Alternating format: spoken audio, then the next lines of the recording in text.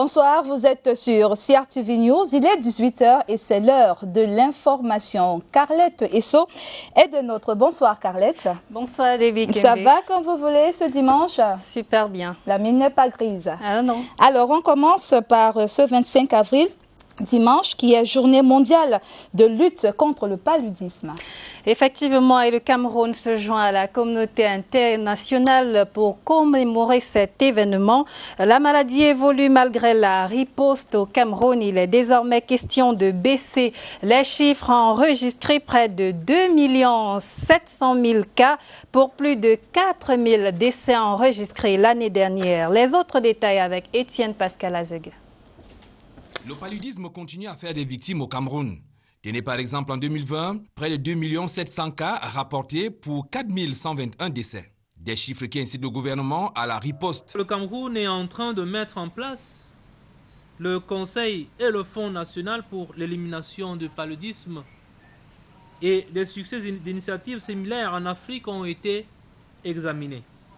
Il en ressort qu'il s'agit d'un mécanisme important pour stimuler le plaidoyer, l'action et la mobilisation des ressources multisectorielles. Cette mobilisation passe aussi par le changement de comportement de la part des populations. 8 régions sur les 10 que compte notre pays sont déjà couvertes en moustiquaires pour au moins 91,8% des ménages. Malheureusement, seuls 54% des populations dorment régulièrement sous des moustiquaires. La lutte pour vaincre le paludisme se poursuit au Cameroun, malgré le contexte actuel marqué par la pandémie du Covid-19. Mettre en œuvre les meilleures stratégies de lutte. Quand on parle de stratégies de lutte, vous savez, il y a les stratégies de prévention, mais aussi les stratégies de prise en charge des cas, qui sont tous accompagnés par une bonne communication. Le Cameroun, de concert avec les autres pays et l'Organisation mondiale de la santé, souhaite tirer un trait sur le paludisme d'ici 2030. Comme l'indique d'ailleurs le slogan retenu pour l'édition de la lutte contre le paludisme dans le monde. Agriculture, bonne nouvelle pour les producteurs de café au Cameroun. Malgré la baisse des prix sur le marché international, le gouvernement continuera de supporter la production et la transformation du café. Message du ministre de l'Agriculture et du Développement rural à l'occasion de l'inauguration hier samedi de l'unité de transformation du café à Bamenda. Il s'agit de la Northwest Cooperative Association, fruit de la coopération entre le Cameroun et la Banque africaine de développement, dont la capacité de transformation est estimée à un peu plus de 1000 tonnes par an. Déby, vous avez la suite.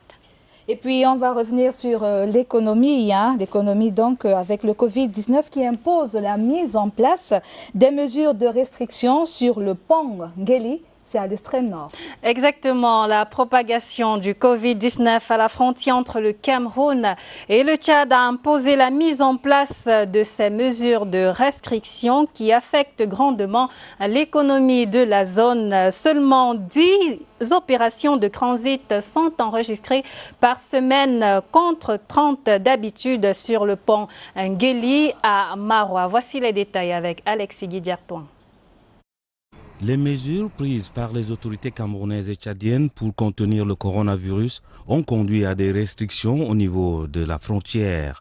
Des restrictions qui ont eu un impact sur plusieurs activités, dont le trafic au niveau du pont Ngeli. Toute cette semaine, nous sommes à peine à 10 opérations de transit, alors qu'habituellement, par semaine, on est autour de 30. Et côté recettes également, on a eu très peu de chargements. À Kousséri, les activités sont peut-être au ralenti, mais les opérateurs économiques ne désespèrent pas, surtout avec la réouverture du pont et certains axes comme Photocol. Dieu merci, le pont est réouvert. Actuellement, tout a repris. On se bat.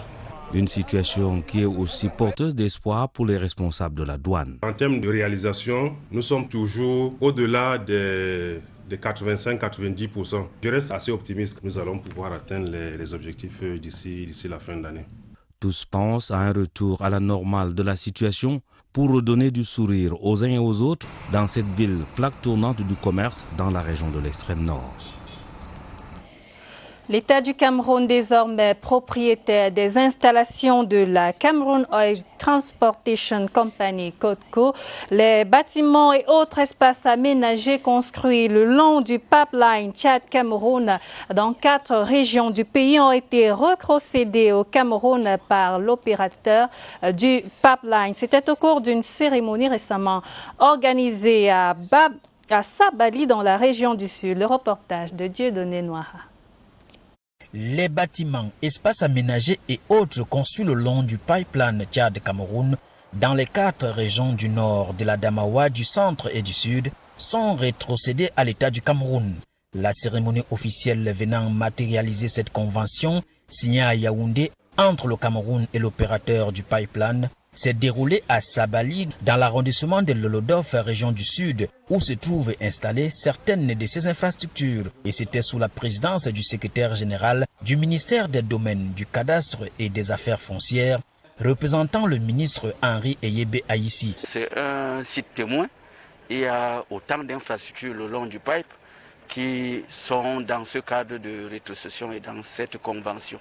Il est question maintenant que l'État prenne en main ces infrastructures et apprécie l'affectation de ces infrastructures à d'autres projets, à d'autres administrations. Extrêmement honoré. Aujourd'hui, on rend ces installations qui nous ont servi à construire de juste droit à l'État. C'est une aventure qu'on aimerait bien poursuivre. Le secrétaire général du MINCAF, Innocent Ndilassi, qui a visité le site pilote de Sabali, a trouvé des installations encore en bon état.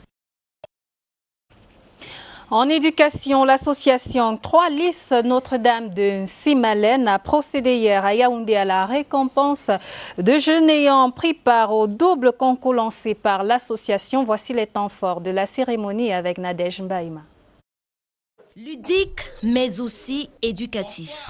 C'est ainsi qu'a été pensé le double concours La Caravane des 10 mots et les petits planétaires, concours organisé par l'association 3 Lys Notre-Dame de Simalène. Le thème pour la Caravane des 10 mots était sur l'air. Et donc il fallait que chaque enfant essaie d'expliquer sa compréhension. Et le deuxième concours était les petits planétaires, qui est un concours qui est réservé aux enfants de 8 à 18 ans. Le temps d'une journée, nos petites têtes de génie sont saluées par des prix à la hauteur de leurs efforts. Le fruit de plusieurs mois de travail acharné. J'ai participé à ce concours parce que premièrement, j'aime la poésie. Et deuxièmement, le français n'est pas seulement pour les littéraires, mais aussi pour les scientifiques.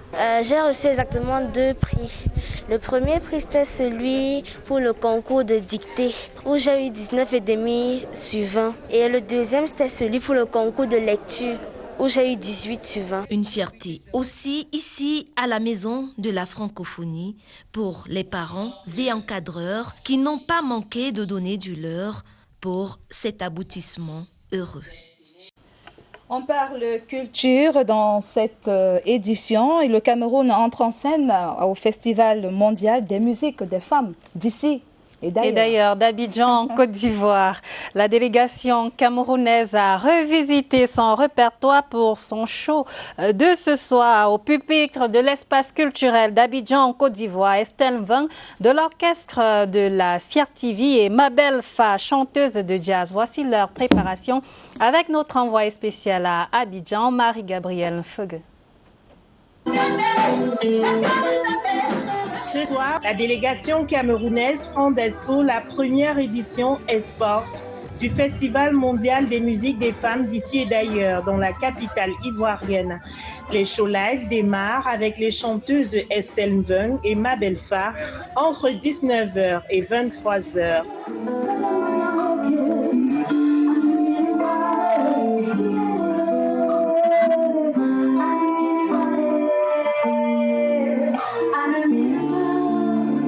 Parmi les musiciens qui accompagnent ces artistes de musique d'ethnofusion et de jazz, un bassiste de l'orchestre de la CRTV. C'est une occasion pour nous de se frotter à une scène internationale et nous donnerons le meilleur de nous-mêmes en représentant le Cameroun. Les musiciens ivoiriens apprécient les artistes du pays de feu Manu Dibango. Nous avons commencé des répétitions il n'y a pas vraiment longtemps, mais déjà je me sens très heureux de fréquenter des frères camerounais. Vivement ces prestations live des lionnes camerounaises de la musique qui permettront à nos artistes de pouvoir arracher des bookings avec des producteurs venus du continent africain et du Canada à cette première édition du festival.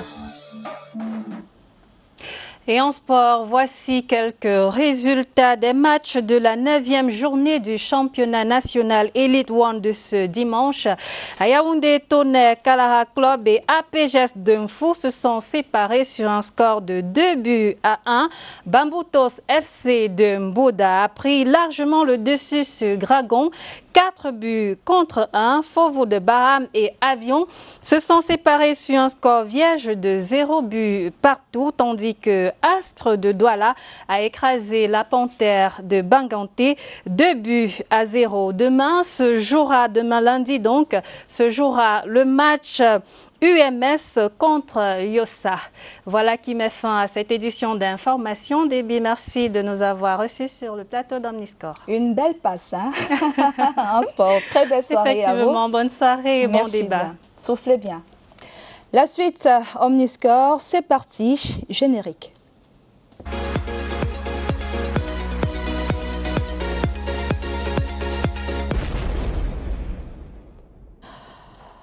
Bonsoir et bienvenue à cette édition d'Omniscore. Vous êtes sur CRTV News. Tout de suite, les titres de cette édition du dimanche 25 avril 2021. Ils sont porteurs d'un handicap mais pratiquent tous les sports ou presque. Les déficients intellectuels étaient à l'honneur cette semaine à Yaoundé. La FECASDI est notre invitée.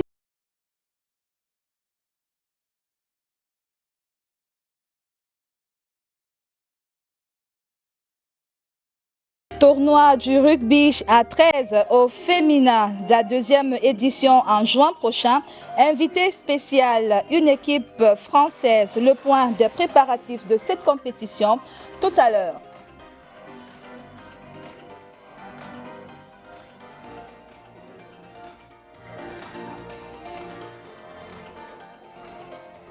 Et puis, ça roule en jaune pour la Fédération camerounaise de cyclisme. Elle vient d'être honorée aux awards de l'excellence africaine avec 2 prix. Meilleure fédération sportive 2020, meilleur manager sportif 2020 pour son président.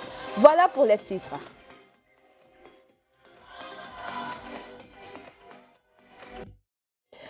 Voilà, merci de nous retrouver donc sur ce plateau d'Omniscore de ce dimanche 25 avril 2021. On accueille notre premier invité, le président de la Fédération camerounaise des sports pour déficients intellectuels, le président Ali Okol, est des nôtres. Bonsoir. Bonsoir, Madame Déby. Ça va comme vous voulez? Oui, ça va. Ou du moins, ça va aller. Ça va aller. D'accord, on espère bien. Même si vous êtes président des sports pour personnes handicapées, on n'aimerait pas que vous soyez timide sur notre plateau. Détendez-vous, c'est le sport, mettez-vous à l'aise. D'accord. Je suis très à l'aise, madame, ne vous inquiétez pas. Alors, vous venez d'accueillir cette compétition dans votre...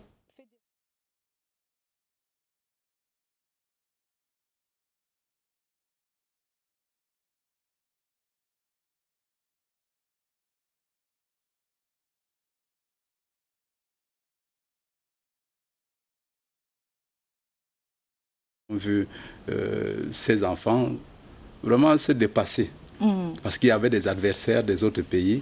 Et pour moi, c'était bien par rapport aux autres éditions. C'est la fibre du président qui parle ou alors c'est le regard, une vision panoramique de toute la compétition? Une vision panoramique. Vraiment, si j'ajoute mon émotion, ce serait encore plus épique que cela. Parce que nous avons vu des enfants qui, le plus souvent, ont eu à compétir au niveau national, sont toujours au plafond. Et cette fois-ci, avec des adversaires qui sont venus des autres pays, celui qui avait l'habitude de gagner pratiquement 3-4 disciplines s'est retrouvé à gagner juste une seule discipline, où il a été coiffé au poteau dans 2 disciplines par ceux qui sont venus de l'étranger. Et pour nous, c'est un plus. Pourquoi? Parce que nous disons qu'on ne peut pas passer tout le temps à entraîner sans évaluer. C'est comme un enseignant qui passe le temps à transmettre, mais sans jamais évaluer pour que les enfants évoluent. Là, nous avons touché du doigt et nous avons senti que nos enfants, malgré leur handicap, ont quand même cette sensation-là, cette envie de progresser. Oui. Et beaucoup ont même d'ailleurs amélioré leur performance par rapport à cette compétition. Là, nous avions 4 pour être précis, athlètes qui avaient les minima B pour les Jeux paralympiques. Et depuis hier, à la fin, nous sommes passés à... tous les 4 sont passés au minima A. Donc, il est question maintenant que l'administration fasse son travail, remette tous les dossiers à l'instance internationale qu'on appelle Virtus, c'est-à-dire notre instance mondiale pour déficients intellectuels, qui va transmettre ces dossiers au comité international paralympique pour que ces athlètes-là soient... C'est un travail de longue haleine. C'est un travail de longue haleine. On va voir ce qui s'est passé du côté du stade Omnisport Amado à Idjo. Catherine Mbomé-Zormon était de ce côté-là. Nous allons suivre son reportage. Merci. Rendu à la 3e journée de compétition, Pierrette Sianga, Joseph Mala Ongene et Elodine Dogmo permettent au Cameroun d'occuper provisoirement la première place de ce meeting international d'athlétisme avec 3 médailles. Au 100 mètres dames, Pierrette Sianga et Boudé creusent l'écart avec ses suivants immédiats, notamment Adeline Boada et Lucia Angedrino de la Guinée équatoriale. La Camerounaise franchit la ligne d'arrivée en 15 secondes, 18 tiers. Lucia d'avoir remporté cette victoire. Je n'ai pas eu peur de mes concurrents. J'ai été sûr de moi aussi. Si je baissais la garde, elle devait me dépasser. Au 400 mètres, messieurs, Diego Clemento de la Guinée équatoriale ravit la vedette au Camerounais Joseph Ongene et remporte la première médaille d'or en 53 secondes, 73 tiers. Il a fait un bon travail dans la piste, vous-même vous voyez. La piste est dans beaucoup de l'eau comme ça. Il n'a pas porté le tenue qui a le clavos. Mon objectif principal, c'est pour prendre la médaille, pour partir à notre pays. Même la médaille d'or, médaille de bronze, médaille de plate, tout c'est bon. Mais quand il a fait un bon médaille comme ça, c'est bon pour nous. Au lancer de poids, Elodine Dogmo décroche la médaille d'or après un jet de 5,33 m. J'étais fière, content, mais je m'a tiré parce que le sport m'a tiré. Au saut en longueur, un bond de 4,92 m permet à Joseph Mala de se hisser au sommet du podium, loin devant Serge Mendoa et Salmon Tep qui s'en tirent avec des médailles en argent et en bronze. Grâce à la coach, elle m'a entraîné beaucoup pour que je gagne. Et c'est grâce à ça que j'ai sauté. On travaille pour réussir dans la vie. Un jour, tu peux aussi venir comme ça. Là, tu enseignes aussi avec les petits-enfants comment courir, comment jouer au football et tout ça. Pour l'encadrement technique, il est question de familiariser les athlètes à cette pluralité de disciplines. Les Camerounais sont très bien comportés. C'est vrai qu'au niveau des performances, ce n'est pas ce qu'on attendait. On s'est dit que les athlètes n'ont pas été habitués à faire certaines épreuves parce que vous voyez comment ils courent et ils sautent, ils lancent les mêmes jours. En attendant les dernières finales prévues ce samedi dans la cuvette de Fandena, si bien en athlétisme qu'au football à 11, tous les athlètes seront soumis ce vendredi au test psychométrique à la Fédération camerounaise de sport pour déficients intellectuels. Alors, je reviens à vous, président de la FECASDI. Avec tout le plaisir. Avec tout le plaisir, c'est sûr. Un peu émotif quand même après après ce reportage. Oui. C'est vrai que c'était la 3e journée, avant la fin. Effectivement. Qu'est-ce que ça vous fait? Il faut dire que vraiment, travailler avec cette couche sociale n'a jamais été facile. Et, on l'imagine bien. Oui, et tout le temps que nous avons mis là-dedans, il faut dire que l'émotion n'a jamais disparu entièrement. Aujourd'hui, vous êtes avec ces enfants, vous travaillez, vous dites que vous êtes déjà à un certain niveau. Oui. Et puis, brutalement, il y a un élément qui survient et qui vous amène à rentrer vraiment dans cette émotion-là. Je vais vous dire que notre véritable problème, ce n'est pas les athlètes eux-mêmes, ce sont beaucoup plus les parents. Voyez-vous, à la fin, la Fédération camerounaise se retrouve en train de jouer le rôle de parents, d'enseignants, d'encadreurs. Oui, parce que ces enfants, la majorité viennent de familles précaires. Et ça fait que parfois vous vous retrouvez en train de payer leur taxi, en train de leur acheter de quoi manger. Certains viennent même jusqu'à la maison, ça, je ne peux pas vous le cacher. Est-ce qu'on devrait parler aussi, de leur performance? On a suivi le coach Rose Mbey qui se disait ne pas être très satisfaite. Oui, justement, parce que ces jours-là, non seulement il y avait l'événement pluie, il y avait également, parce qu'avec les déficients intellectuels, il suffit d'un petit regard. Vous pouvez battre vos paupières. Lui peut prendre ça comme si c'était autrement, que vous l'avez toisé. Que vous l'avez toisé. Et tout de suite, s'il est en train d'aller sur la piste, c'est fini. Il a perdu les repères et il peut passer facilement à côté de la compétition. Alors là, il y a eu l'élément pluie et il y a eu l'élément transport qui ne leur a pas permis d'arriver ce jour-là. Et ça fait que beaucoup sont passés à côté de leur performance. Heureusement que beaucoup ont rattrapé quand même lors des finales le samedi. Justement, ça nous amène à vous poser cette question. Qui est déclaré déficient intellectuel pour participer ou du moins pour être intégré à la Fédération camerounaise des sports pour déficients intellectuels? Pour que nos téléspectateurs nous comprennent, je vais faire très simple. Allez-y. Il s'agit des gens, il y a deux catégories. Il y a ceux qu'on ne peut pas reconnaître à l'œil nu. Ils sont comme vous et moi. Oui. D'ailleurs, il n'y avait aucune différence tout à l'heure quand on suivait le reportage. Effectivement, c'est quand celui-là passe à l'acte que vous constatez qu'il y a un problème. Le fait, c'est quoi? Vous pouvez avoir quelqu'un qui a 30 ans, mais qui se comporte comme un enfant de 15 ans, de 10 ans, selon le degré de handicap. C'est simplement le retard dans le développement de l'intelligence. Ce ne sont pas des fous comme la société tend toujours à les taxer. Ils ont juste un retard. Donc vous pouvez avoir très rapidement compris quelque chose, mais lui va lui falloir peut-être 2-3 jours, des heures pour comprendre ce que... Et comment arrivez-vous à détecter cela? Est-ce qu'ils subissent est-ce qu'ils subissent des tests? Oui, justement. C'est parce que je voulais faire très simple. Oui. Donc, et lorsque nous rentrons maintenant dans la science, il y a ce qu'on appelle des tests psychométriques qui déterminent le quotient intellectuel de l'individu. Sur la base des petits exercices qu'on donne, ça détermine l'âge mental. Et maintenant, cet âge mental, divisé par l'âge chronologique exprimé en mois, c'est-à-dire l'âge physique. Donc, si par exemple l'âge mental c'est 2 et que l'âge physique c'est 30 ans, exprimé en mois, on divise, on fait cette ratio et puis on multiplie ces ratios et on multiplie par 100. Donc, le résultat obtenu va vous donner la moyenne. La moyenne, c'est à 70. Donc, le QI, s'il est à 70, c'est encore moyen. Vous l'avez fait pour chaque athlète? C'est obligé.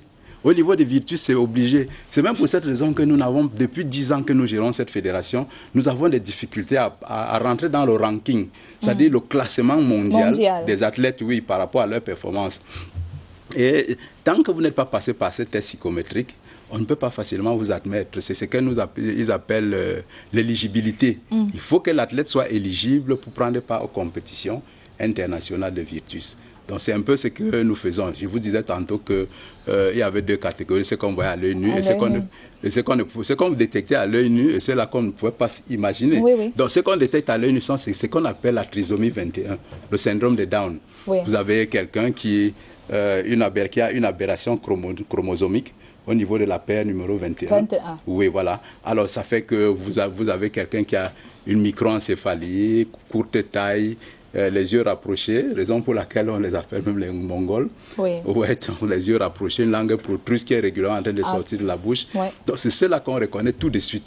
Et par contre, les autres, on ne les reconnaît pas. Et ça fait que beaucoup sont gardés dans les maisons. Vous savez un peu nos sociétés, comment elles se comportent. Elles se comportent. Parfois, c'est pour protéger la famille, qui ne veut pas... On a honte de présenter l'enfant déficient parce que la société, le regard d'autrui devient très pesant sur nous. Et parfois, les parents n'arrivent pas à faire le deuil de l'enfant idéal qu'ils ont eu pendant la gestation. Alors ça fait que ce choc-là, il y a des parents qui n'arrivent pas à le supporter. Et il y a même des couples qui se brisent, simplement parce que l'enfant déficient est arrivé dans la famille. J'en ai plusieurs dans la fédération, raison pour laquelle je vous disais tout à l'heure qu'il y a des familles précaires. Mais si on avait assez de temps, j'allais vous raconter il y a des histoires et des histoires. Allez-y, on a encore 5-10 minutes pour vous. Bien, voilà. Nous avons eu une situation en 2007. Nous devions aller à Shanghai avec un athlète trisomique 21. Dans sa famille, il y a beaucoup d'intellectuels qui ont des diplômes, des licences et autres, mais qui malheureusement n'arrivent pas à se situer dans la famille, dans la société. Dans la société. Et lorsque nous faisons donc le passeport de cet enfant pour l'amener à Shanghai, la réaction de l'entourage, des proches. Nous allons donc vers les parents demander ce passeport pour aller à l'ambassade prendre le visa. Oui. Je vous assure que le passeport avait disparu. Le passeport de l'enfant avait disparu. Déjà établi. Déjà établi. Ouais. C'est nous-mêmes qui l'avons retiré au commissariat. Alors, il a fallu jouer vraiment de l'intelligence, de la sagesse. Nous sommes donc allés, le secrétaire général, moi, nous sommes arrivés et on a dit aux parents, à la maman surtout, parce que le parent, lui, il avait déjà... Le père, papa, lui, il était parti. Voilà. Ouais. On a dit à la famille, à la maman, si le passeport ne sort pas tout de suite, la gendarmerie et la police viendront vous prendre tous. Ouais. Parce que cet enfant ne vous appartient plus, il appartient déjà au Cameroun, à l'équipe du Cameroun. Et si elle n'est pas dans la délégation, nous allons voir cela tout à l'heure. Je vous assure que madame, c'est ça. C'est la sœur de cette fille qui allait sortir le passeport en disant que nous, on est là. Les vrais gens sont là, cherchent à voyager depuis. Ne partent pas. Ce sont les gens comme ça là qui doivent voyager. J'ai dit, ma fille, tout ça, ça ne te regarde plus. Remets-moi simplement le passeport. Et madame, je vous en prie, c'est celle-là qui allait nous prendre la médaille d'or à Shanghai, plus une médaille de bronze. Et le garçon, lui, il a eu la médaille d'argent. Alors, vous voyez, c'est qu'on allait facilement perdre à cause des problèmes de famille. Donc, nous avons des tas de problèmes comme ça que nous gérons. Et comment est-ce que la fédération parvient à détecter ces sportifs-là, ces athlètes hors normes? Il faut avouer que nous avons eu la chance. Le Cameroun a eu cette chance d'avoir des personnes formées dans le domaine du sport et qui ont été formées spécialement dans le domaine du sport pour déficients en général. Parce que ça fait plus de 27 ans que je suis dans le domaine et j'ai bénéficié d'une bourse de l'Allemagne. Et c'est vrai que je devais rester comme tous les autres. Vous êtes revenu au pays pour...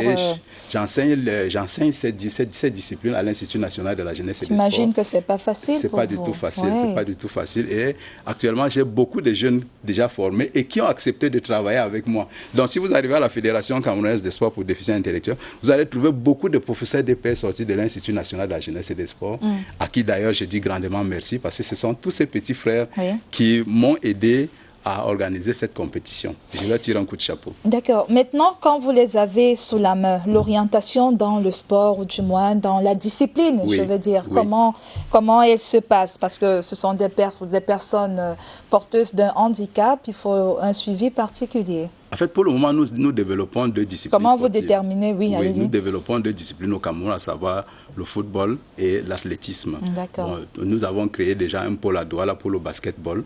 Donc, quand l'enfant arrive, nous l'amenons dans ces disciplines-là. On l'envoie chez les différents ateliers. Et finalement, ce sont les coachs qui arrivent à déterminer que lui, il peut être plus performant dans tel ou tel domaine. Et c'est comme ça qu'on les oriente. Donc, dès qu'ils arrivent, c'est d'abord le brainstorming de toutes les disciplines et à la fin, on les oriente. Et le sport aujourd'hui, il intervient, il joue beaucoup dans leur intégration sociale? Énormément, madame. Oui. Énormément, parce que nous avons remarqué que tous ceux qui viennent au sport avec nous arrivent déjà à être autonomes. C'est-à-dire, ils partent de chez eux déjà avec leur agent de taxi jusqu'au lieu de l'entraînement et repartent. Mais les coachs restent en contact avec les parents pour savoir si l'enfant est arrivé, le parent pour savoir si l'enfant est arrivé au lieu d'entraînement, vice-versa. Voilà, donc, ça fait que tous ces enfants-là, ceux qui étaient très timides, mais vous ne pouvez pas savoir que ce sont les plus épanouis. Et là, ça m'amène un peu à la création de Special Olympics International. Vous savez que pour que ce mouvement naisse, c'était dans la famille Kennedy. L'enfant était vraiment déficient intellectuel, on ne savait quoi faire. Et un jour, sa grande sœur Catherine l'avait amené faire un peu de sport avec un moniteur.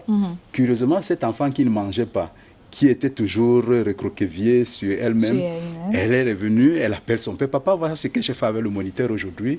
Très contente. Et finalement, elle se met à table, elle mange avec tous les autres. Et c'est comme ça que le mouvement a grandi. Ils ont décidé de partager avec tout le monde. Et c'est ce que nous sommes en train de vivre également au sein de la fédération. Nous avons des enfants qui arrivent vraiment très timorés, d'autres même qui n'arrivent, qui ne savent même pas se retenir. Mais à la fin... Ils sont parfois très agités aussi. Bref, chez eux, c'est l'extrême. Voilà, c'est vraiment l'extrême. Et à la fin, le fait d'être ensemble, de travailler, ça finit par les amener à être des enfants bien. Vous voyez des enfants dont le parent vous appelle vous dit merci, vous vous posez la question, j'ai encore fait quoi maintenant? Non, l'enfant est en train de changer énormément, voilà ce qu'il a fait aujourd'hui alors qu'il ne pouvait pas avant. Donc surtout au niveau de la motricité. Donc c'est le gain vraiment à ce niveau-là. Et à ce niveau, je voudrais aussi dire à la société qu'il faut faire un effort de ne pas prendre ces gens pour des malades mentaux. Ce ne sont pas des malades juste mentaux. un retard mental. Ils ont juste un retard, ils ont un retard. Et c'est des personnes que nous pouvons récupérer dans notre société. C'est vrai que c'est des gens qui ne peuvent pas aller à l'école à plus de 12 ans. C'est à plus de l'âge de 12 ans. Par conséquent, il ne peut pas avoir un travail. Mais c'est beaucoup plus des formations. Alors, ces formations-là, ça peut être... il peut être spécialiste dans le rabotage, dans la menuiserie, dans un domaine précis, ou comme dans le sport. Mais vraiment, demandez-lui de s'asseoir pour vous rédiger quelque chose. Non, là, vous cherchez déjà des problèmes. Voilà. D'accord. Alors, après cette compétition, vous vous projetez comment? La fédération, comment est-ce qu'elle se projette? On attend encore 2 ans, puisque à l'entame, vous nous disiez que c'était en 2018, ça c'était la 2e édition. Oui, c'est vrai que la 2e édition, normalement, devait avoir lieu l'année dernière. Mais avec nos enfants étaient même déjà en stage, mais avec Covid-19, on était obligés. Oui, ça n'a pas été. Vous avez décalé. Oui, et là, hier, nous étions avec l'ambassadeur de la Guinée équatoriale, qui était très émerveillé de voir le travail produit. Et tout de suite, il nous a demandé s'il était possible qu'on organise ces compétitions l'année prochaine en Guinée équatoriale. Et c'est ce que nous allons faire. Le rapport que je veux produire pour Virtus, parce que c'est un élément africain, le rapport que je veux produire, dans les perspectives, je veux proposer que l'année prochaine, que ces mêmes compétitions soient organisées, pas au Cameroun, mais plutôt en Guinée équatoriale. On ne va pas sortir sans parler de cet aspect sanitaire. Comment est-ce que vous les contenez? Comment est-ce que vous les avez dirigés? Comment ça s'est passé? Madame, je peux m'estimer heureux. Oui. Simplement parce que j'ai un relationnel très avancé et j'ai eu la chance d'avoir le docteur Olinga Medjo, qui est même d'ailleurs votre voisin ici à l'hôpital Jamou. Depuis que nous avons commencé, ce monsieur ne nous a jamais lâchés. Parfois, il sort de son propre argent pour nous aider à amener ses enfants vers les résultats. Donc, je peux vous dire que c'est lui qui a produit pratiquement tout ce que nous avons eu comme aspect. Test, oui, suivi. C'est-à-dire, parfois, même si les parents arrivent à l'appeler à minuit, qu'il y a telle situation, qui ne regarde même pas la compétition, ce monsieur se réveille et il gère le problème. Donc c'est le docteur Olinga. Comme c'est technique, vraiment, je ne peux pas vous en parler. C'est lui qui vraiment a fait tout le boulot et nous ne pouvons que lui dire grandement Alors merci. Un dernier message, hormis le docteur Olinga, un dernier message, des remerciements peut-être? Oui, remerciements à l'endroit de la nation camerounaise, l'État du Cameroun, qui nous a offert des infrastructures pour que ces enfants se sentent aussi valorisés. Et les images qui sont allées un peu partout nous ont amené certains à se poser la question de savoir si c'était en Afrique, parce qu'ils ont vu la qualité des infrastructures. La qualité, oui. Donc je ne peux que dire merci. Et qui dit merci en demande. C'est ça. Et qu'on se penche un peu plus sur notre fédération et qu'on voit comment nous accompagner effectivement afin que nous atteignions les cibles. Vous savez que nous sommes là, non? Naturellement. Je ne peux pas sortir de là sans vous remercier. D'accord. Parce que vraiment... nous, c'est la CRTV et c'est la hiérarchie. Hein? C'est la CRTV. Oui. Je le dis toujours que moi, je suis président. Si ces enfants n'étaient pas là, je ne sais pas si j'allais vraiment réussir tout ce que j'ai eu à faire. Donc pour moi, je mets le paquet sur le personnel. Donc vous, le personnel de la CRTV, les journalistes qui vous échinez tous les jours, vraiment que Dieu vous bénisse et que vous ayez la possibilité de continuer ce beau travail. Afin que l'on donne qu'on félicite également le président, le directeur général. Voilà, qui justement coordonne toutes ces activités. C'est le coach principal. Le coach principal qui se casse la tête tous les jours parce que gérer les hommes, ce n'est pas une petite affaire. D'accord, on le sait bien. Merci, M. Ali Okol. Vous êtes le président de la Fédération camerounaise des sports pour déficients intellectuels. Oui. Merci d'être passé et puis bon vent à la Fédération. Et je vous souhaite une bonne fin de dimanche. Super, merci bien, ça va bien se passer. La suite d'Omniscore, d'abord, à ce message pour rappeler la vigilance du Covid-19, si possible, oui.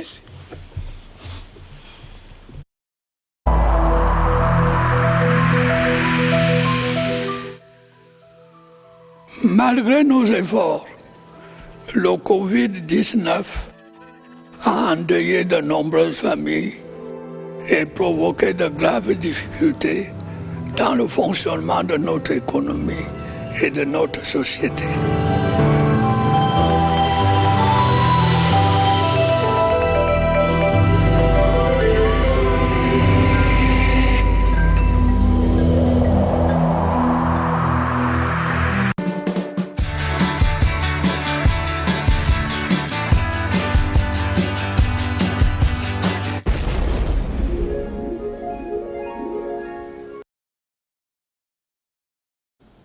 La suite donc d'Omniscore. Tout de suite, nous allons parler du rugby à 13, le rugby à 13 au féminin. Il faut dire que la compétition sera accueillie en juin, un tournoi de rugby à 13 au féminin, compétition en juin dès le 23 prochain. Si on ne se trompe pas, si nous avons la bonne date. De toutes les façons, nos invités sont là. Mais avant de les accueillir, nous allons revenir d'abord sur ce reportage de Nestor Kamga qui suit de très près cette fédération. Le tournoi Lorraine Béville 2021 mettra en évidence la place et le rôle de la jeune fille dans le sport en général et le rugby à 13 en particulier. Les organisateurs avouent au cours d'une conférence de presse qu'il s'agit du tout premier tournoi de rugby à 13 féminin en Afrique. L'objectif principal, comme je l'ai dit tantôt, c'est de permettre à la jeune fille de s'émanciper à travers la pratique du sport du rugby à 13 en particulier. Voilà, cet événement a été conçu pour ça et pour que le rugby à 13 féminin rayonne. Le tout premier tournoi dans ce sens au Cameroun et en Afrique. Et je trouve que c'est un privilège pour le Cameroun de pouvoir réaliser un tel événement. Pendant 8 jours d'activité, les 8 clubs de rugby à 13 féminins du Cameroun rivaliseront d'adresse et bénéficieront de l'expertise française en matière de pratique de la discipline. Après le tournoi, on va faire une sélection nationale des meilleures joueuses du tournoi. Et maintenant, ces filles, les 20 meilleures joueuses du tournoi, parmi les 100 et poussières de filles qui seront là. Les 20 meilleures joueuses, 3 jours plus tard, vont jouer le match contre Marseille, l'équipe française qui arrive au Cameroun. L'égalité des genres dans le milieu sportif est le thème de l'acte 2 du tournoi Lorraine Béville. Occasion pour la Cameroun Rugby League Association de donner à la jeunesse féminine une raison supplémentaire de croire en elle et en son potentiel. Voilà, le tournoi L'Oréal Biville, c'est donc du 23 juin au 30 juin, du 23 au 30 juin prochain, et ça sera ici à Yaoundé. Pour en parler, nous avons 2 invités. Paul Yumbi, qui est déjà des nôtres, responsable de la FECA Rugby à 13, je peux le dire? Non, je suis à la Cameroun Rugby League, Rugby League Association. Oui. Je suis entraîneur national adjoint. D'accord. Bonsoir. Bonsoir, Debbie. Bienvenue. Merci. Je vois très bien déjà que vous arborez le maillot du tournoi L'Oréal Biville. Ben oui, en fait, ce maillot, c'est une édition limitée qui a été produite juste pour la campagne de communication. D'accord. Le maillot du tournoi, il sera dévoilé dans quelques semaines. D'accord. L'Oréal Biville, toujours pour en parler, Khaled Njoya, bienvenue Khaled. Ça se passe bien? Oui, ça se passe très bien. D'accord. Alors, comme je demande très souvent à tous nos invités, il n'y a pas de timidité ici, encore que quand vous êtes sur le terrain, vous êtes complètement transformé. Donc, ça se passe pratiquement de la même façon. Okay. Alors, parlez-nous de ce rugby, de ce tournoi L'Oréal Biville. C'est quoi? Le tournoi L'Oréal Biville, c'est juste un tournoi qui rassemble les meilleures équipes camerounaises pour prendre part à un grand événement dans le Cameroun. Et c'est le seul tournoi féminin. Vous pouvez vous exprimer en anglais si vous êtes... okay. Oui, allez-y. Oui, allez-y, oui. The Biville tournament is it's the only African tournament for women in all of Africa. So Cameroon is leading the way when it comes to rugby league in the continent. Oui. So we're very glad to be able to have L'Oréal Biville to be the godmother of the Raiders Rugby League Academy, which is a team that started the tournament in 2019. But unfortunately, last year in 2020, we weren't able to host the second edition due to the COVID restrictions. But this year, we look forward to hosting it. D'accord. Alors, le Cameroun est leader en Afrique, puis ça va être la deuxième édition. Oui. Comment elle va se passer, cette deuxième édition? C'est combien de clubs camerounais qui vont participer? Oui, il faut déjà dire que la première édition a connu la participation de 4 clubs féminins existants. Alors, c'était en 2019. C'était en 2019. Oui, en 2019. Et puis, comment on appelle ça? L'enthousiasme et tout ce qui a suivi. Ça a porté des fruits. Ça a porté des fruits. Et d'autres clubs sont nés. Cette année, on passe à 8 clubs. De 4 à 8. De 4 à 8. On a carrément doublé les effectifs. Oui. En 2 ans, ça, il faut le faire. Il faut le faire. Et voilà, on passe à 8 clubs féminins. Alors, cette année, l'une des innovations, en dehors du nombre d'équipes, c'est qu'en fait, on a pensé à une formule qui va mettre en exergue le sport féminin, le rugby à 13 féminin et la culture. Parce que le tournoi cette année sera un mélange de sport et de culture. Au rugby à 13, on a d'autres concepts comme le sport et diplomatie qui font qu'on pense les choses d'une autre façon. Déjà, il faut noter que le rugby à 13 est un sport très inclusif, un sport qui va vers les communautés. Donc, on n'attend pas les communautés vers le rugby à 13, c'est l'inverse. Et c'est ça. Donc, cette année, le format, c'est un match, un spectacle de musique. Ah, d'accord. Cette année, on va avoir environ 8 grosses têtes d'affiche féminines de la musique camerounaise qui ont accepté de venir soutenir le rugby à 13 féminin. Oui. Donc, une espèce de solidarité féminine qui va mixer le sport. Ah, d'accord, parce que les artistes sont uniquement des dames? Non, les têtes d'affiche, ce sont les dames. On a une autre plus jeune génération qui sont aussi des... Voilà, c'est la jeunesse avant tout. Donc, le thème étant égalité des genres dans la pratique du sport. On va pas être les premiers à mettre de côté les hommes. Mais c'est un tournoi féminin parce que, voilà, il faut le dire, le sport féminin en général, dans le monde, n'est pas très médiatisé, n'est pas très pris en compte, n'est pas très soutenu. Voilà, on va pas se fâcher ici, mais quand vous voyez la différence de la prise en charge entre les équipes masculines et les équipes féminines, voilà, ça saute à l'œil que ça va pas. Les hommes sont toujours... Voilà, plus pris en compte que les femmes. Les gens oublient que dans la pratique du sport en particulier, les femmes travaillent au triple, voire au quadruple. Parce qu'une femme... Elle se surpasse. Elle se surpasse. Une femme, c'est sa physiologie qui est différente de celle des hommes. Une femme, c'est, voilà, on va dire, comme certains, la femme, en dehors de sa vie, à une autre vie, on va dire, à la cuisine. Vie de femme au foyer, voilà. en quelque Alors, sorte. vous voyez, partir de là, pour pratiquer un sport et être au top niveau, ça, il faut être vraiment... Un sport de contact. Un sport voilà, un sport qui passait pour être un sport de garçon. De muscles. Voilà. Mais quand vous regardez les filles jouer, vous voyez plus de passion, vous voyez plus d'envie, vous voyez plus de... Justement, comment est-ce qu'on a fait, comment est-ce que vous avez fait pour passer de 4 clubs en 2019 à 8 clubs? Vous êtes allé chercher ces femmes-là où? Elles sont venues d'elles-mêmes? Ou comment ça s'est passé? Well, the majority of the women, we went to schools everywhere, even on the streets. We were just looking, because we have a mentality where we look at a certain woman, I will be able to tell which position in rugby she'll be able to play. So when we look, we have our leaflets with us. We'll stop her, talk to her. If she accepts, that's great. And we also have some of our players who are students. They go into their schools, they bring their teammates in. And as we advertise everything online, we also have others that see the advertisement and they come straight to us. And this is great. Ça a été un travail pas très aisé, hein? Même dans la Bible, il n'est pas écrit que la vie serait facile.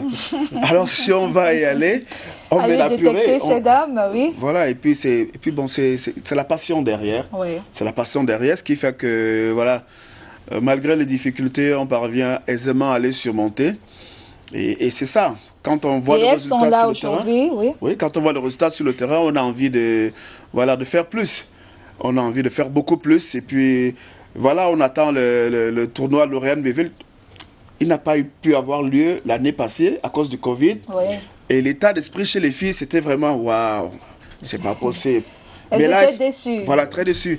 Mais là, elles sont sur le pied de guerre, si je peux me permettre l'expression. Elles attendent. Et puis, je crois qu'on va avoir du beau spectacle. Ces enfants. Justement, pour parler du spectacle, puisque vous avez dit, Paul Youmbi, que c'est un match, un spectacle, ça veut dire qu'on aura combien de matchs? Puisque nous avons 8 clubs, plus un invité spécial, l'équipe de Marseille. Oui. Ça veut dire, we will have about 16 games altogether, including the big match against Marseille. So the tournament itself will be 15 matches, and then we'll have a final game, which will be against Marseille. But in between that, as we say, it's equality in sport. We don't want to leave out the men completely. So we'll have one gala game for the men, which is a selection, what we call state of origin. So players from the Centre region will come together, all the teams at Yaoundé will come together and we'll select the best 20 and they'll play against the players in the littoral region. We'll come together with the selection, they'll come and they'll play. On n'est pas très machiste comme les hommes, il y aura, comme les hommes, justement. Oui, on a une place pour un gala masculin. Oui, donc on a au total, pour le tournoi Lauriane Béville, 15 matchs avant le grand All-Star Game. On a 15 matchs, ça veut dire qu'on va avoir droit à 15 spectacles de musique.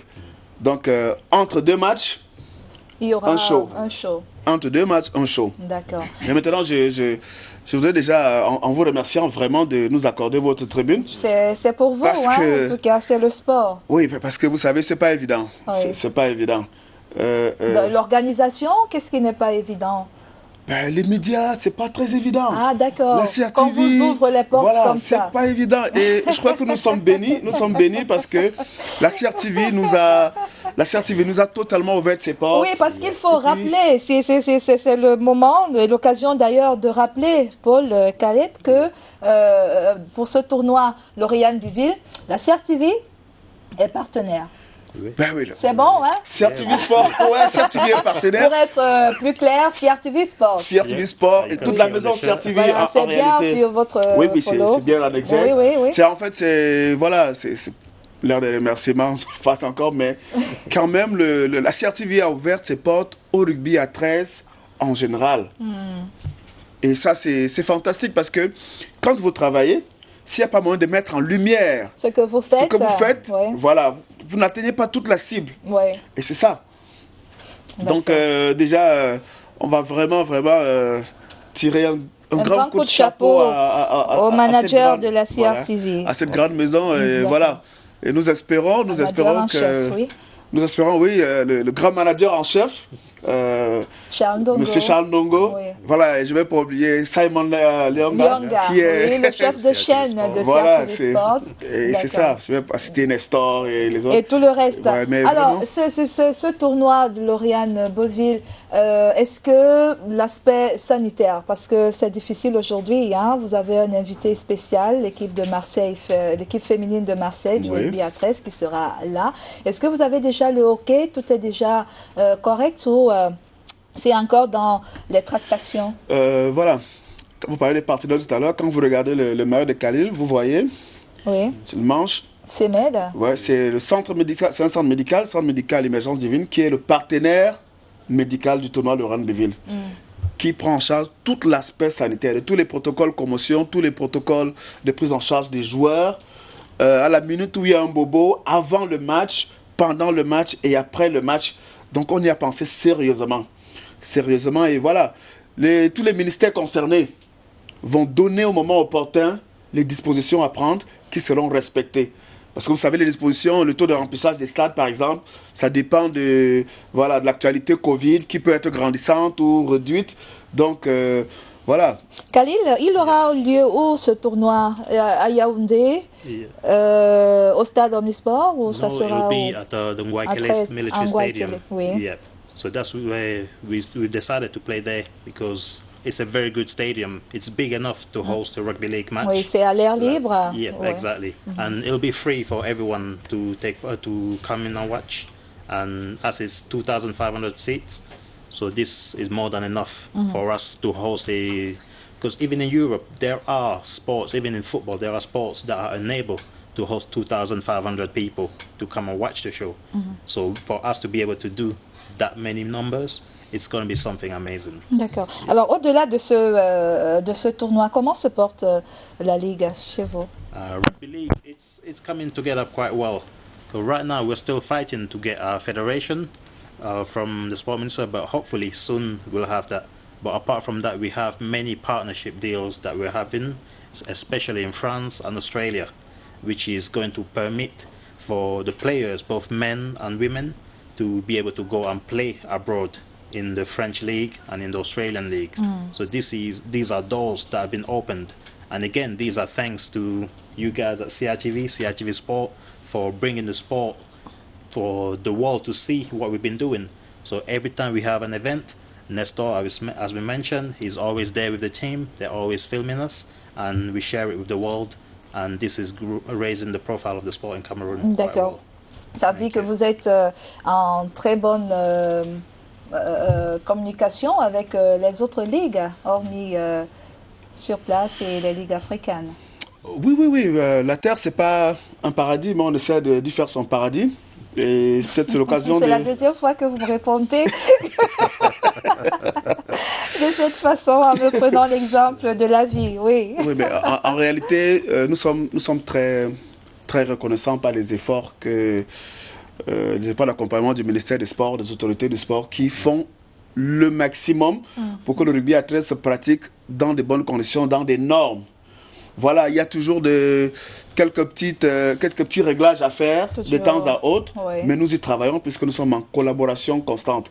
Et voilà, pour un sport qui est arrivé au Cameroun par Carole Manga, qui est un professionnel de rugby à 15 à l'époque, en 2012, les activités ont commencé effectivement en 2017. Le niveau où nous nous situons aujourd'hui avec 16 clubs, repartis dans 3 grandes régions du Cameroun, c'est que ça marche. Et les autorités du ministère ne sont pas aveugles. Et voient bien ça, du coup, il s'agit de la jeunesse, il s'agit de permettre à la jeunesse de s'épanouir. Alors, le gouvernement ne peut pas être contre ça. On ne demande que ça. Donc, vraiment, un spécial merci aux autorités du Puisque vous voulez, vous adorez les merci, vous avez commencé bien avant.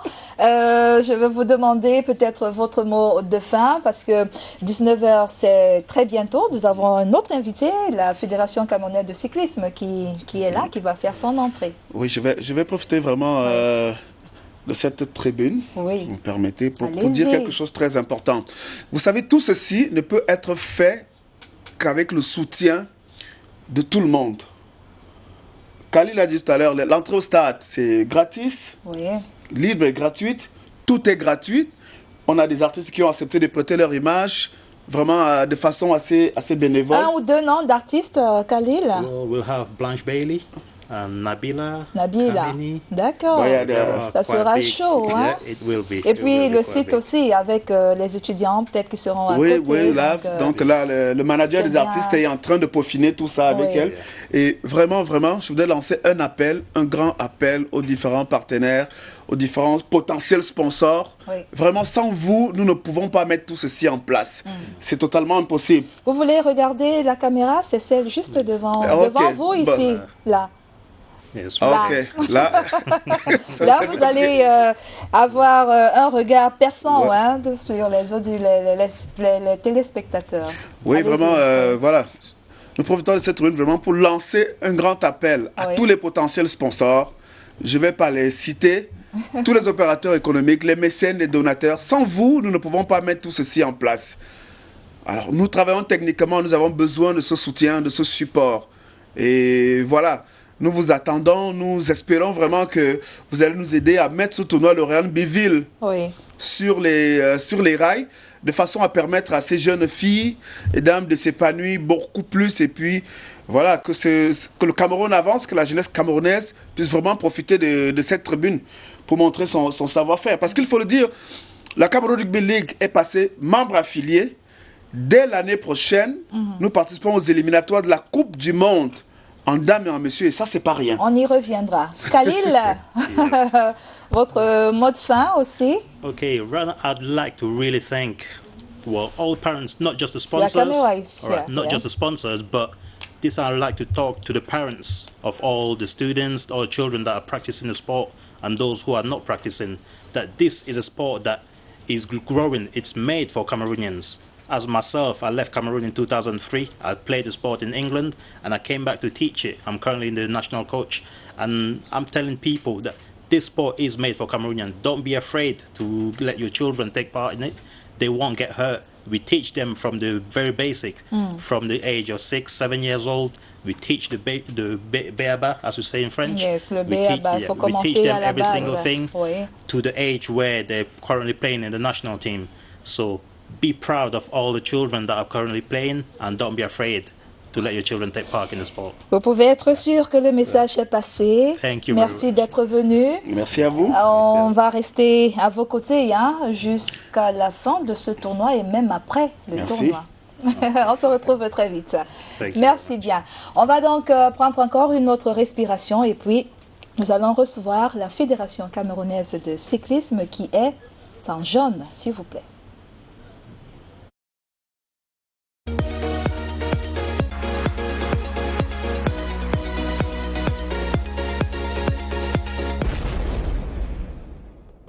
Oui.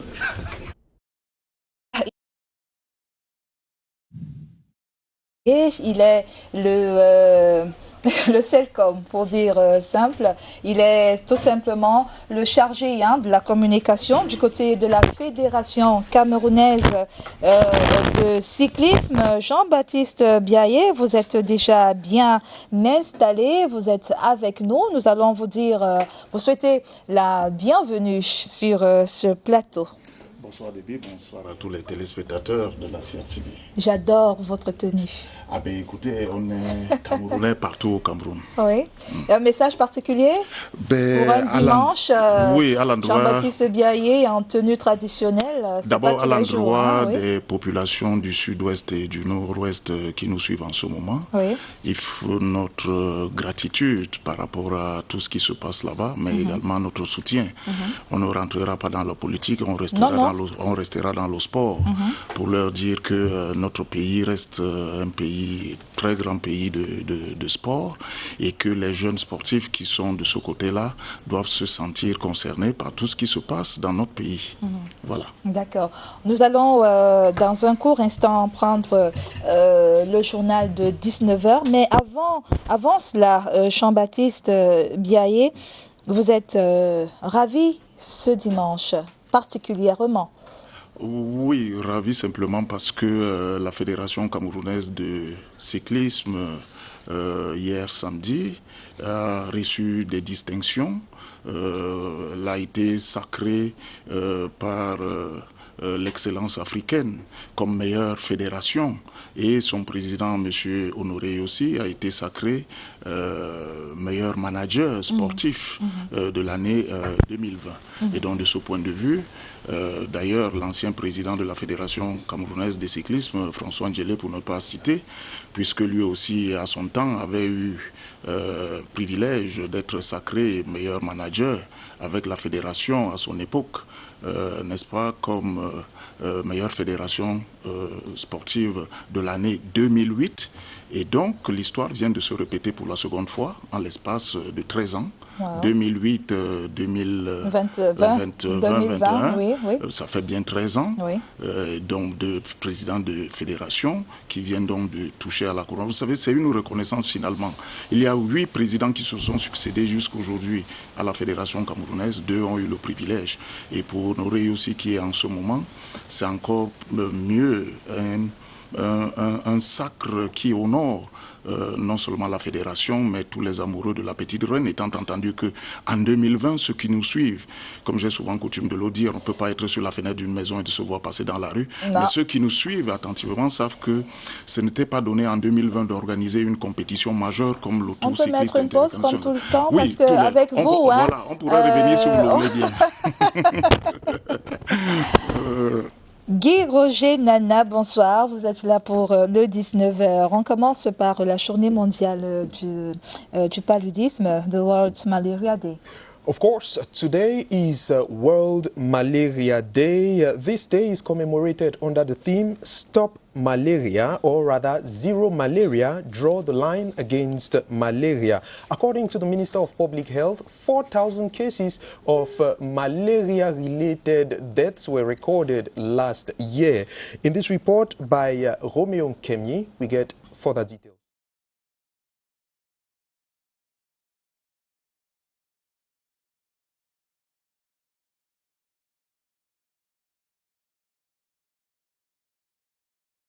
Nyong-Anso Division, Center Region. The move was spearheaded by the Inspector General in charge of Administrative Services in the Ministry of Public Health, Maina Julda. Zero Malaria, draw the line against malaria is this year's theme. In a declaration, Minister Manauda Malashi said government has adopted a new malaria control strategic plan for the period 2019-2023 to reduce at least 60% mortality. For the Southwest regions before the end of 2021, and for the center at the beginning of 2022. The North and Far North are the country's most hard-hit malaria zones. Government has been banking on chemo prevention campaigns in the areas to keep malaria at bay. Our attention is mainly focused on the population of the center and southwest regions who are still waiting for their mosquito nets following the campaign launched in 2019. We have campaigns where we treat children and we are able to cover them during the high transmission season, which is 4 months. Per statistics, at least 4,121 people, mainly children below 5 years, die of malaria yearly in Cameroon. Guy Roger, government promises to support production of coffee in Cameroon. Yes, of course, despite the fall in the prices of cocoa in the international market, of course, government has promised to continue to support the production of coffee processing in the country. That is the major highlight of a declaration made by the Minister of Agriculture and Rural Development during the occasion of the inauguration of a new coffee processing unit in Bamenda, that is in the northwest region. This newly inaugurated cocoa processing unit is a fruit of the collaboration between the government of Cameroon and the African Development Bank. Just to tell you that this new processing unit has a capacity of over 1,000 tons of coffee transformation yearly. The French language on Spotlight yesterday. Yes, celebrating the French language. That is, this was done by the Trois Lys Notre-Dame de Simalène Association. Yes, it organized an intellectual competition for students drawn from around Yaoundé at the Maison de la Francophonie. Major highlights of this celebration: we had poetry, we equally had a theater act. We have details of whatever happened there with you, Gladys Asu.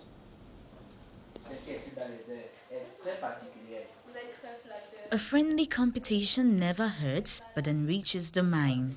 Reasons why le Caravane de 10 mots et les Petits Planétaires, a double competition, was organized by the association Trois Lys Notre-Dame de Simalène. The objective was to get the kids reflect on the 10 words and try to develop their philosophy, French language and understanding of the words given them. The theme for the 10 words caravan was centered on air, and the Petit Planétaire was meant for the older kids of 8 to 18 years and comprised poetry, slam, theater, art and more.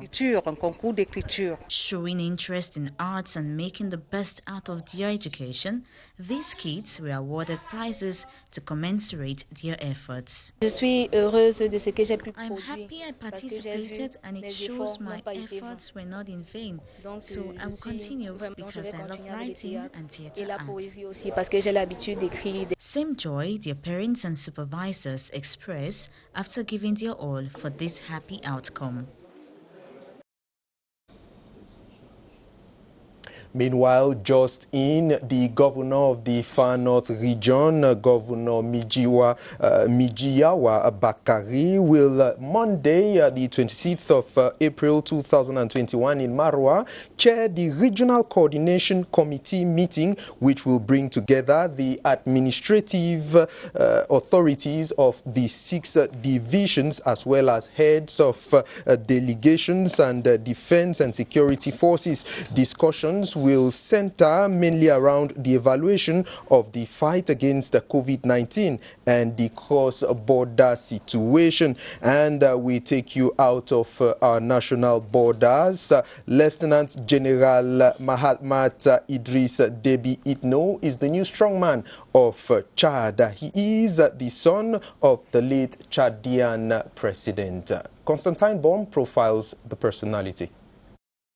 Mahamat Idris Deby takes over the command of Chad at the age of 37, the same age as late Idris Deby when he took power through a military coup in 1990. The young leader grew rapidly in the army. Before his father's death, he was the head of the elite Presidential Guard, the Directorate General of the Security Services of State Institutions that played an important role in securing Idris Deby's grip on power. Mahamat Idris Deby is one of the several members of the late president's family who occupied senior positions in the government. The new leader has had an extensive military career that has seen him rapidly move up in rank. He received military training in Chad in the mid-2000s, followed by 3 months at the Lycée Militaire in France. He took part in operations against Chadian rebel groups, helping to defeat some of them while fighting for his cousin Timane Edimi in the eastern region in 2009. The new leader has a reputation for discretion and shunning the limelight, unlike some of his half-brothers, but remains a battle-hardened soldier like his father. He was reportedly at the front line when his father was injured in combat against rebels in western Kanem province. He now leads a 15-member transitional military council that will be in power for the next 18 months.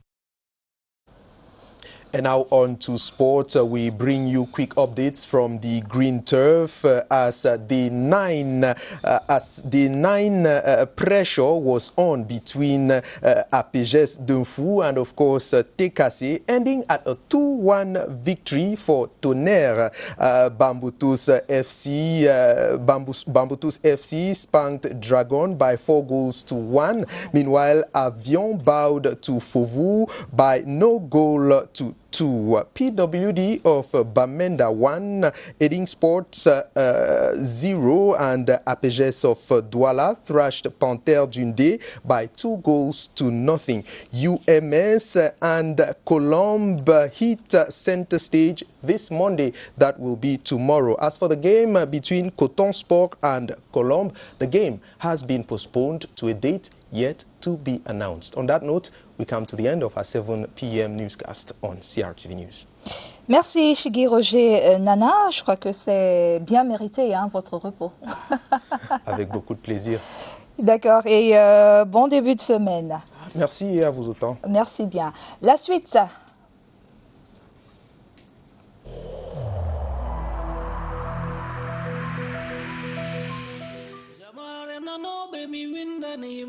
Mes frères, mes enfants, mes amis, mes parents, réellement coronavirus existe.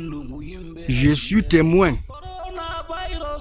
J'ai des proches, des voisins qui ont été atteints. Il importe, chers frères et sœurs, de se laver les mains à l'eau courante et au savon, de porter le masque et de respecter la distanciation quand on est dans une communauté. Population l'Adamawa, se protéger, c'est protéger les autres. Le respect de toutes les mesures barrières rééditées par le gouvernement est capital pour tous.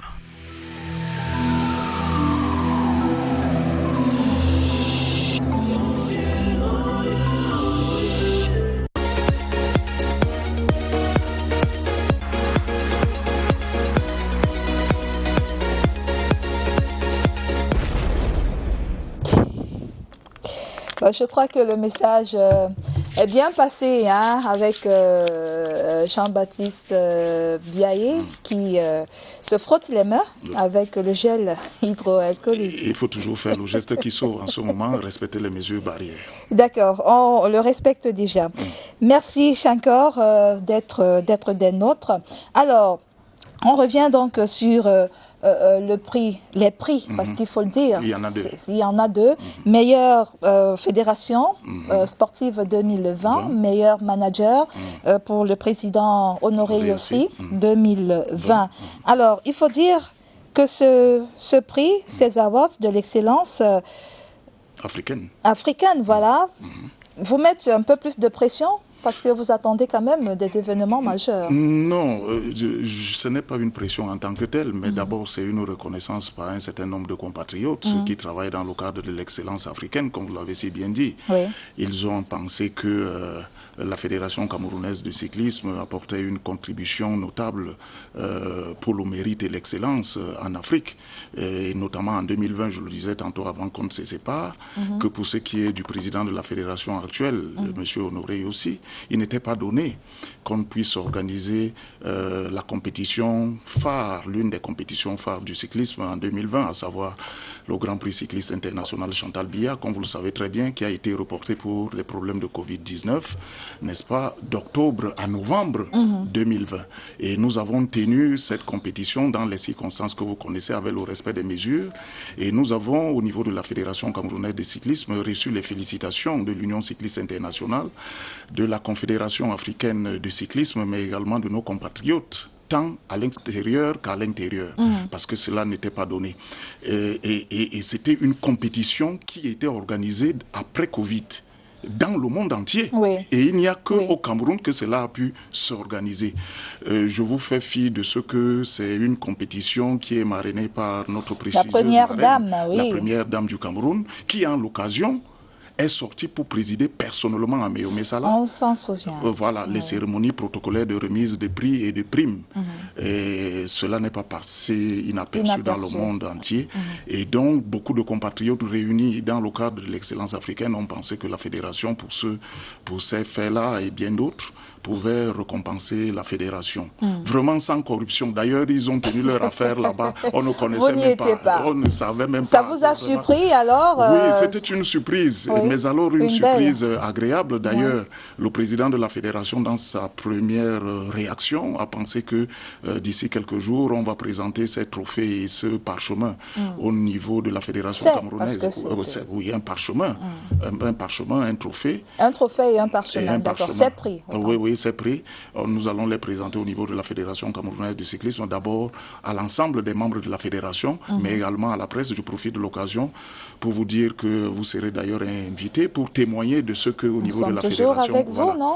Oui, tout à fait. C'est un partenariat. Merci beaucoup à la CRTV qui nous accompagne sans frioriture, sans condition. Merci à monsieur le directeur général qui met un point d'honneur pour accompagner la Fédération camerounaise de cyclisme dans ses activités. Alors, il y a un autre événement que vous allez accueillir dans un mois, le Tour international du Cameroun, le Tour du Cameroun, la 17e édition. Je crois savoir que c'est à partir du 28 mai, c'est ça? Du 28 mai au 6 juin 2021. D'accord. Où en sont les préparatifs? Toujours dans les conditions sanitaires actuelles, comme vous le savez très bien, il faudrait respecter toutes les mesures gouvernementales. D'ailleurs, nous encourageons à ceux de nos adhérents, à ceux des cyclistes, des encadreurs et officiels, pour ceux qui sont volontaires, de pouvoir se faire vacciner, mais de continuer à respecter les mesures barrières. Pour ce qui est des préparatifs, eh bien les préparatifs vont d'abord sur le plan sportif. Nous sommes aujourd'hui, en l'espace de moins de 2 mois, à l'organisation de la 4e course nationale de cyclisme qui permet aux cyclistes d'être en jambes le jour J. La dernière course cycliste a eu lieu entre Simalène et le 21. Tout à fait. Oui, c'était mardi. Mardi dernier. Oui. Entre Yaoundé et Simalène et Mengemé en passant par Mbalmayo en aller-retour, 140 km. L'étape, comme vous le savez très bien, a été remportée par un coureur de SNH, comme d'ailleurs les 2 précédentes. Et cela donne déjà l'idée à l'encadrement technique de voir quels sont les coureurs qui pourraient éventuellement être sélectionnés d'abord dans un premier temps pour le stage bloqué et dans un second temps pour être retenus afin de participer à cette compétition, puisque vous le savez très bien, il y aura 12 coureurs, oui. 6 de SNH Vélo Club et 6 de l'équipe nationale devant prendre part à cette compétition. Alors, est-ce que cette année, dites-le nous, Jean-Baptiste, est-ce que cette année on aura au moins une victoire d'étape, pour ne pas dire, est-ce que le maillot jaune à la fin de cette 17e édition nous reviendra au moins? Mais écoutez, cela ne se décrète Parce qu'on gagne au niveau national tout le temps, SNH est là, mais avec, ou du moins face aux autres compétiteurs internationaux, ils boivent un peu la tasse. Je voudrais dire que le cyclisme est tout à fait particulier. Il y a nos prédécesseurs aînés qui ont souvent coutume de nous dire que c'est un sport pour riches pratiqué par les pauvres. Et cela dit, le Cameroun va avec les mêmes armes que tous les autres compétiteurs qui viennent en Afrique et certainement en Europe. Mais il faut dire que pour remporter le maillot jaune, cela ne se décrète pas. On ne se lève pas une matinée pour dire nous allons à cette compétition. Interdiction pour nous autres de rêver. Il y a un droit de rêver et un devoir d'espérer. Oui. Mais je vous dis, le cyclisme est tout à fait particulier. Lorsque vous voyez les veines, les muscles sur... on a des mollets, hein. Nos garçons ont des mollets pour ça. Oui, mais vous savez qu'on va souvent chercher très loin dans les tripes et dans les jambes pour pouvoir remporter une compétition. Ce qui est sûr, c'est que le Cameroun va avec toutes les chances, comme toutes les équipes, pour pouvoir remporter ce trophée. Mais du haut de cette tribune, sur votre plateau, je ne peux pas répéter que le Cameroun va remporter le maillot espère alors. Voilà. Nous allons rester dans l'espérance. Tout le malheur qu'on peut souhaiter à l'équipe nationale du Cameroun, c'est bien de remporter, n'est-ce pas, ce maillot jaune après lequel l'équipe du Cameroun court plusieurs années déjà. Après cette petite pression que je vous ai mise tout à l'heure, parce qu'on veut le maillot jaune, je vais un peu... mais écoutez, vous savez que je suis un habitué et que je ne... je vais vous décontacter. Voilà, on va suivre Gossip. Gossip, toutes les informations de la toile sélectionnées pour nous par Esther Ayimboko.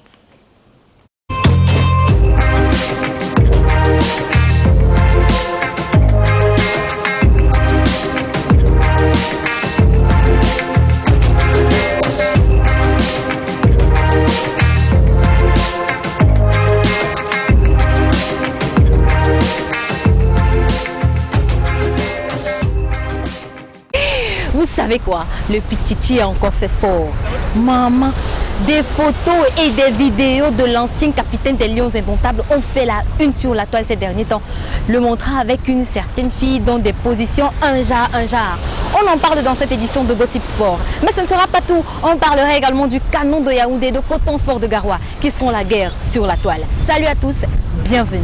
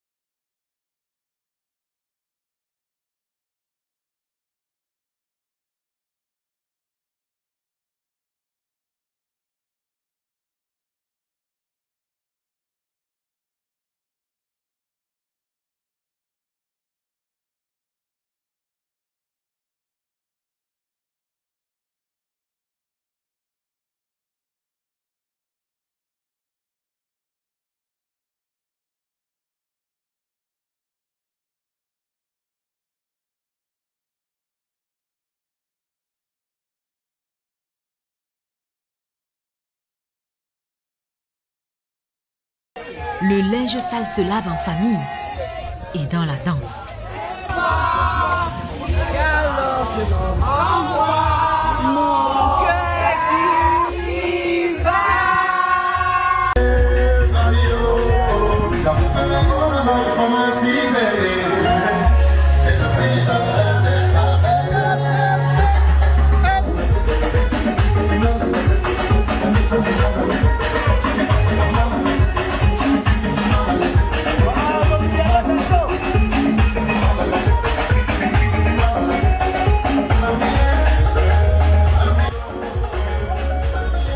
Vous voulez jouer au ballon, vous baissez les petites filles, vous buvez, vous ne dormez pas tôt.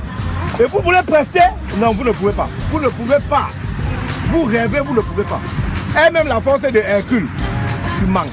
Qui sera le prochain sélectionneur de l'équipe nationale de football du Cameroun? Les supputations ont... Les Togolais sont négligés. Nous, on nous faisait attendre depuis que les Togolais te lâchent. Que le roi vienne gagner la canne avec le Cameroun au Cameroun. Tony.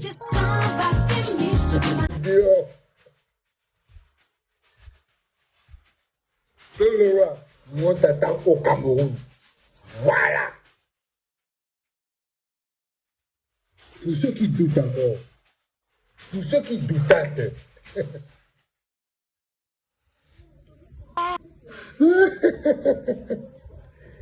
Vous avez dit canon coton, c'est la guerre sur la toile. Les deux équipes ne laissent pas passer un jour sans s'entrechoquer. Vous n'avez qu'à voir de vous-même.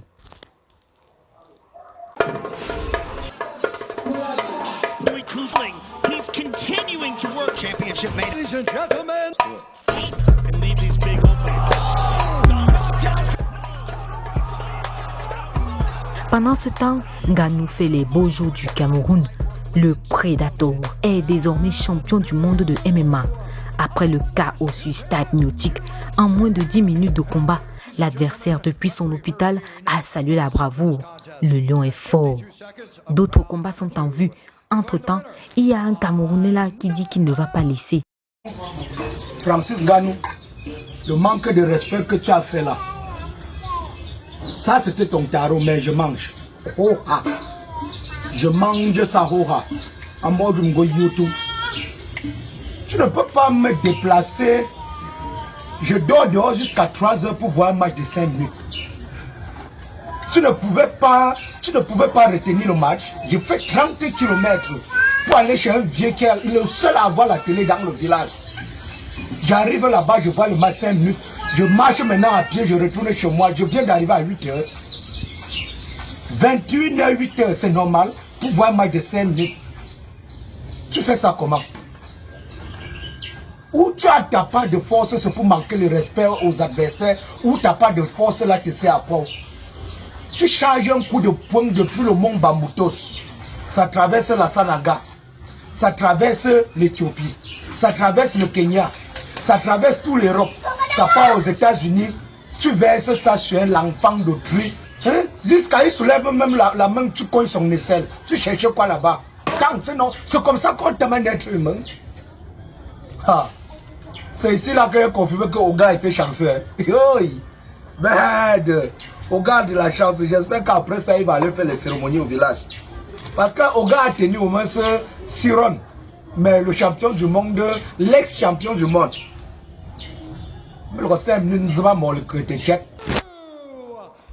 Bravo champion, c'est ça que le Cameroun attend de toi. Merci de nous avoir regardés. Rendez-vous à la semaine prochaine. Restez scotchés. Merci Esther Aïmbo. Nous avons ri sur ce plateau. Peut-être demander à Jean-Baptiste Biaye, qu'est-ce qui vous a le plus, qui a le plus retenu votre attention?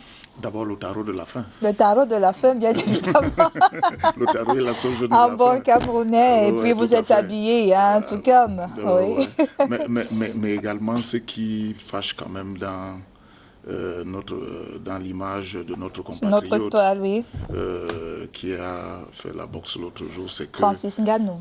Francis Nganou, c'est que son adversaire était déjà carrément couché, il est allé l'assommer. Ça fait mal, hein? D'accord. Parce que j'ai eu peur à un moment donné qu'il... Alors, avant de vous dire merci, peut-être on va rappeler qu'après la 4e course nationale de cyclisme, il y aura une autre course. Alors, il y a une 5e course qui se prépare entre le 6, 7, 8 et 9. Nous sommes au niveau de la fédération en train de préparer cela. Si tout ça est très bien fixé, eh bien, nous allons organiser cette compétition-là. Cela préparatoire également à la prochaine compétition. Il n'est pas exclu que des coureurs camerounais puissent prendre part au Tour du Benin, qui est annoncé dans quelques jours, du 6 au 23 mai. D'accord. Voilà. En tout cas, vous allez nous tenir informés. Tout à fait. Merci d'être venu. Merci à ceux qui nous ont regardés dans cette édition. On se retrouve très vite sur cette même chaîne, surtout même heure.